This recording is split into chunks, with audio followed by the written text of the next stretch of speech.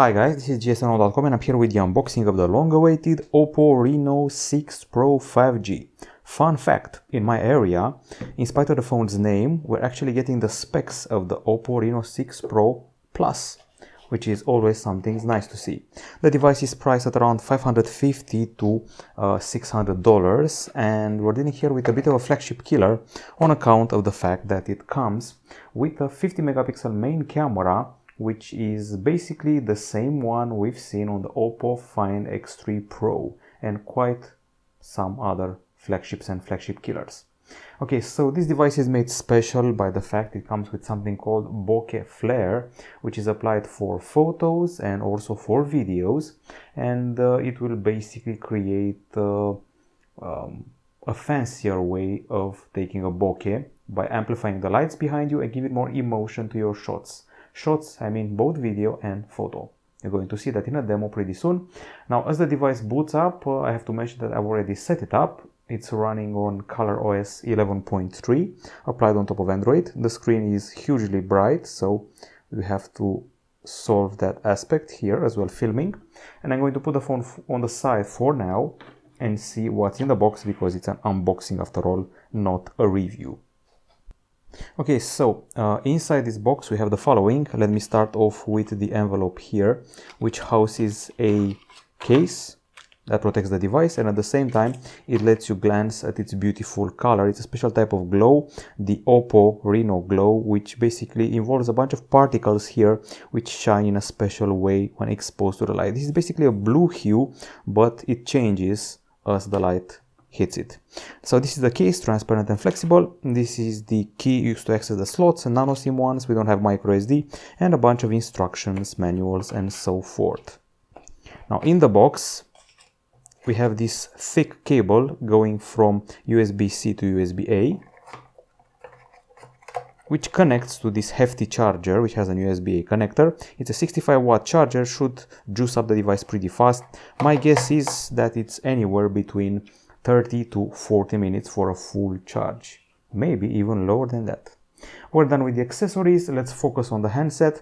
Now, we've also unboxed recently the OPPO Reno6, and this is the Reno6 Pro. The accessory package is similar, but the Reno6, the regular one, also got headphones. Now this one here will be sold with a watch or bracelet in some countries as a bonus, and it's available in gray or blue. We have glass at the back side, glass at the front side as well, gently curved on the sides, and what appears to be either plastic or metal between them. Judging by the antenna lines here, I would go with metal. Now, if you want the measurements, the device weighs 188 grams, and I would say it's pretty slim, somewhere between 7 to 8 millimeters. As far as the screen is concerned, this bright display you're seeing here, well, this one is an AMOLED Full HD Plus, 6.55 inches, so also 90 Hz refresh rate, just like the regular OPPO Reno6, plus HDR10 plus support and Gorilla Glass 5. Now, going inside the handset is the feature which actually reveals its true identity, the Qualcomm Snapdragon 870 processor. If this were actually the Reno6 Pro, it would have been a MediaTek Dimensity powerful CPU. So this is basically the Plus version, which we have here in Europe, sold as the regular one. And this CPU is accompanied by a generous quantity of RAM and storage. As you can see, 12 gigs of RAM, 256 gigabytes of storage, no micro SD, and the battery is a 4500 mAh unit. Let's get rid of the ad. So 4500 mAh, 65 watt charge. And now it's time to go all around the phone. So at the top side we have a microphone here, and by the way, a pretty cool looking area, this top side here. I'm actually loving the way it's accented around the edges.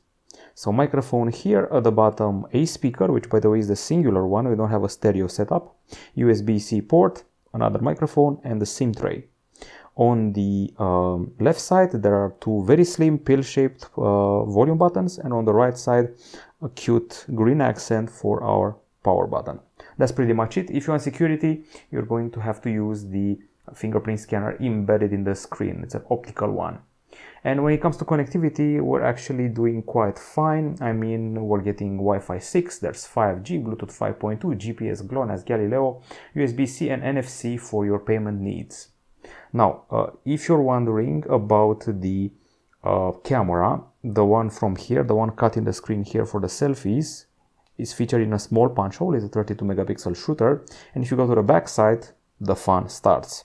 We have the promise of AI quad camera. The star of the show is the 50 megapixel camera with a Sony IMX 766 sensor. It has optical image stabilization, face detection autofocus, and can be found on OPPO Find X3 Pro. There's also a telephoto camera, sadly only 2x optical zoom. It's a 13 megapixel shooter accompanied by a 16 megapixel shooter, which is an ultra wide camera, and this small fellow here, this one is a macro 2 megapixel camera. Pay attention here, it's not just a regular flash, it's also a special color temperature sensor. This setup shoots 4K video. It should go up to 60 frames per second, which is quite nice, and there are quite a few other features which I actually want to show you. So if you go into the camera, you're going to be greeted by the AI feature, which is basically a way of detecting scenes. We have the video segment here with its own AI highlight video, which basically solves your dynamic range and lighting problems. If you shoot with AI video in the dark, it lights up. If you shoot with high contrast, bright scenes, it tones down the brightness.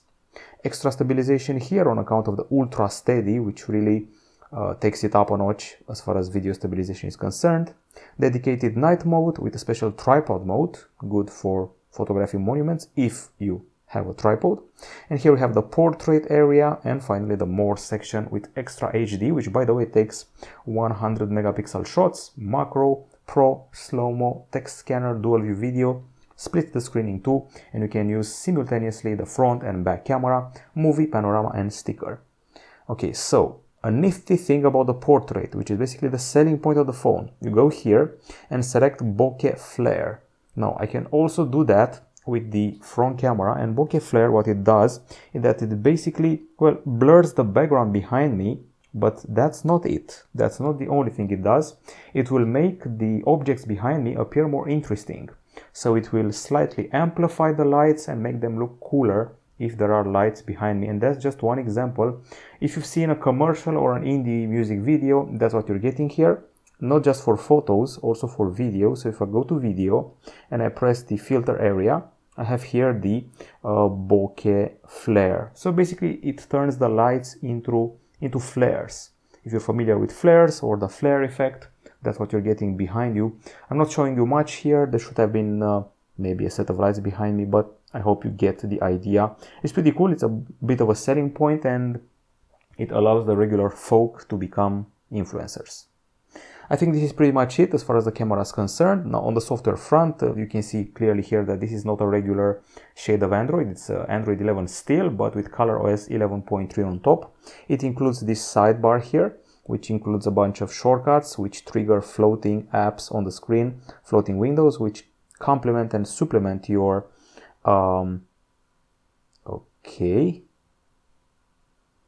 which will complement your other apps. So if you're opening up two apps in a multitasking screen, you can also add an extra floating one on top of them. That's just one example of what the sidebar can do.